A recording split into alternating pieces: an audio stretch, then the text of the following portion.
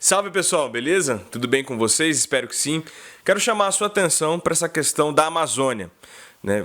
Não só mas a Amazônia, mas o Sínodo da Amazônia convocado pela Igreja Católica e também chamar a atenção sua para a postura do Bolsonaro em relação ao que está ocorrendo na Amazônia.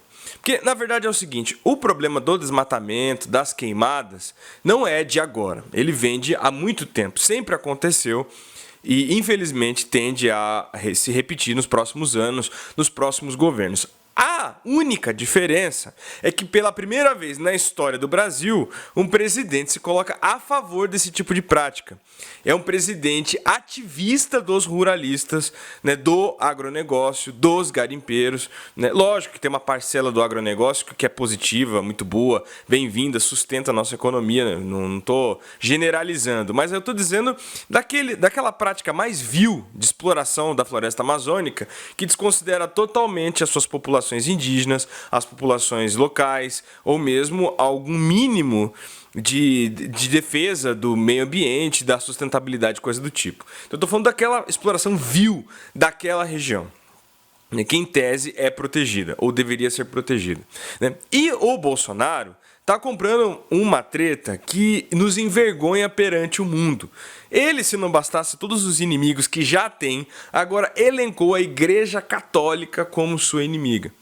Está dizendo que o Papa é comunista, que esse sínodo da Amazônia, que é uma resposta do Papa, então é um evento convocado pelo Papa para discutir as ações da Igreja Católica na região da Floresta Amazônica e, consequentemente, discutir a crise, né, gerada a partir do desmatamento que tem se intensificado, das queimadas e tudo mais. Então, o Papa convocou esse evento. Dezenas, quiçá até centenas de lideranças indígenas vão até a Europa, levar a realidade brasileira para a Europa, mostrar o que está acontecendo.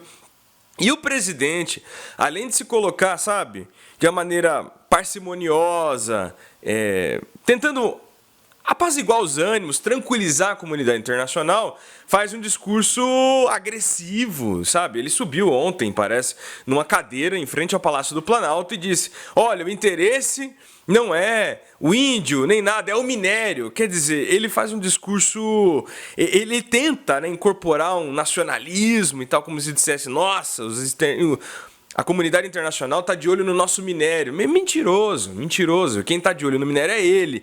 Ele que é um presidente que age em prol do garimpo ilegal, inclusive, né?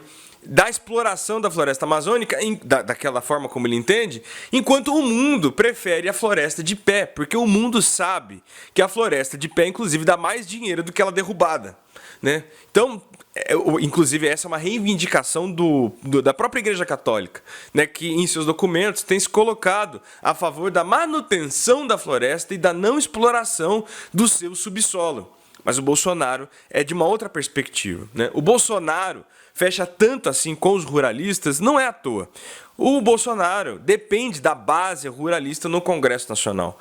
Uma base muito forte, muito presente, tem uma vocação eleitoral muito grande, tem muitas das cadeiras do Congresso Nacional. E o Bolsonaro, até porque passa por um momento de fragilidade do seu governo, não pode abandonar esse segmento do parlamento, do Congresso, da política de modo geral, que de certa forma o sustenta ou lhe confere uma maior governabilidade atualmente. Então ele não pode abrir mão. E por isso, mesmo que de maneira constrangida e cínica, advoga em benefício dessas pessoas, desses grandes garimpeiros, ruralistas, enfim, que de maneira criminosa, vil e porca, hoje buscam explorar as nossas riquezas naturais. O grande problema disso é que o Bolsonaro, quando se comporta dessa forma, ele fortalece o discurso, na verdade, intervencionista na floresta amazônica. Eu, como brasileiro, é evidente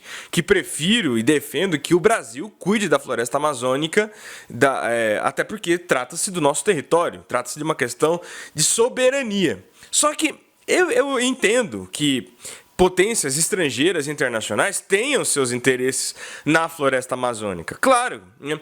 Só que eles, como são mais espertos que o Bolsonaro, além de encamparem um discurso intervencionista de maneira direta, o que ofenderia os brasileiros, enxergam nessa irresponsabilidade do governo brasileiro com relação às populações indígenas uma oportunidade para, através de um discurso de manutenção de um patrimônio natural mundial, estarem mais presentes na floresta amazônica, né? E aí a gente acaba tendo e sendo obrigado a dar razão para eles.